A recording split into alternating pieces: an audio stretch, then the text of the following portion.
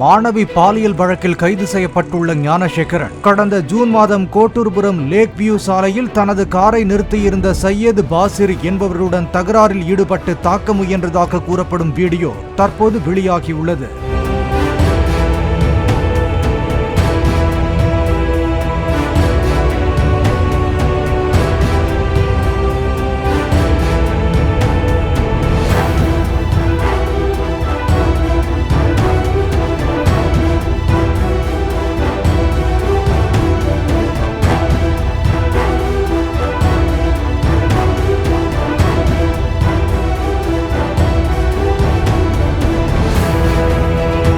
காவல் நிலையத்தில் அப்போது ஞானசேகரன் மீது அளிக்கப்பட்ட புகார் மீது நடவடிக்கை எடுக்கப்படவில்லை என கூறப்படுகிறது.